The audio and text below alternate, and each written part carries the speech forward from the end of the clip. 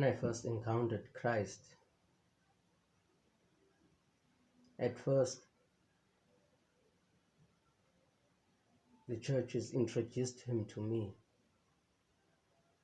and I had my suspicions, as if something was missing, and I couldn't take it. The Christ Spirit had that hint that there are two sides to the story: the side they are telling and the side that they are not telling. And my heart kept longing for that side which they did not tell, and I had wondered what it is and why it was hidden. I suspected that something was hidden. How did I know? That I cannot know, but feels as if I was born to know this, the hidden parts of humanity, the hijacking of our history. And so the Christ revealed itself to me as that which echoes our oneness. The Christ revealed itself to me in its other side, which is the human spirit. And it spoke to me, and I to it, and we were both egos coming to an understanding. When I came to understand what the Christ is, it was when I came to fully understand myself. These things were twins. I didn't know which one happened first, understanding myself or understanding the Christ. And when I fully understood the Christ, I left church because I felt like they were lost and that they were not ready to accept that the power of God is with us and that we are graced with truth, which always comes when it is needed to come. This is the grace which is unspoken, which is the other side of the Christ. And the echo is compassion, inspiration, energy. It is to live fully in the being of humanity and all the possibilities that may be. And so I had confirmed those suspicions and discovered myself in the scheme of things as an heir to a divine plan, as an heir to a divine journey. And in this, I had to find myself. I had to find myself as the conquest, as that which is forever, traveling, coming and going, as the breath of God, breathing in and out in life and death. And I had captured myself in these, between them, and I found myself that I am, and they are my pieces, and I am the mystery. And it was a hard thing to accept myself as being this mystery, which some would come to call love, this mystery which some would come to call spirit, this mystery which some would call the Christ. And it took me quite a long time to understand what they were trying to hide. But nonetheless, what is hidden will not stay hidden, for the Christ lives, and it lives in 144 pieces of us. as a people of love. And this is the church, and this is all that you are to become. The full of humanity, the possibilities,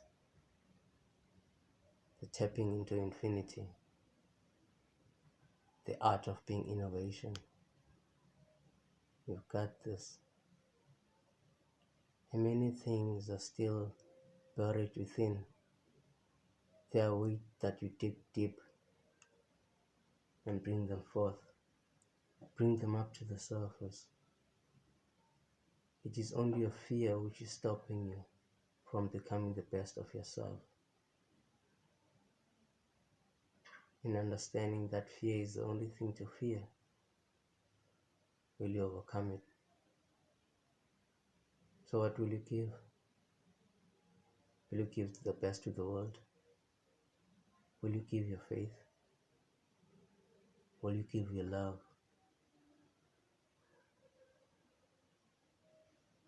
There are many reasons to live, but are they the reasons to die? If these questions are of no significance, I challenge you that you give your best. I challenge you that you become the better man. The world needs you. We all need you. We all need each other. It is a sad thing to die before ever living. And if you do not realize that the Christ still speaks in the hearts of men, then I think you should reconsider how everything is shed and how your heart has been damned. It needs healing. You must forgive. People are you. You must forgive them. If you do not forgive, not forgiving will hurt you. You will hurt yourself. It is like locking yourself in a burning house and expecting someone outside to burn. That is what not forgiving does to you. It corrupts your soul. It hardens it. It cuts all connections with what you are as humanity, as a community. And that is why Christ brought the gospel of loving thy neighbor as thyself, realizing our oneness, realizing the I am that I am, which is everywhere. The Father is in us, and we live in that. And we are heirs to a great game plan. I hope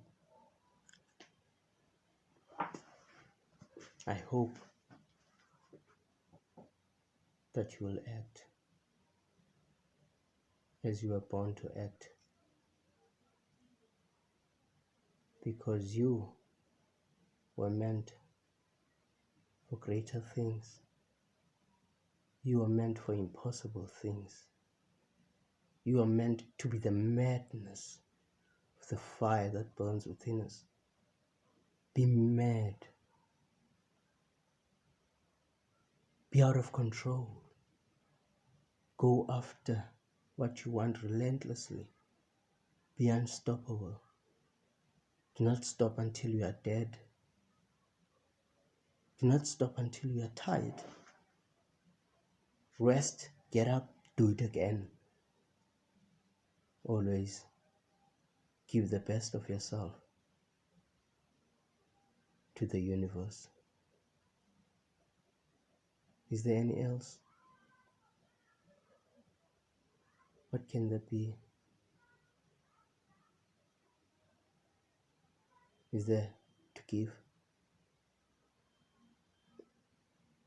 Knowing that we are one, knowing that we are here, you and I, love that, and that is to love God and God's handiwork.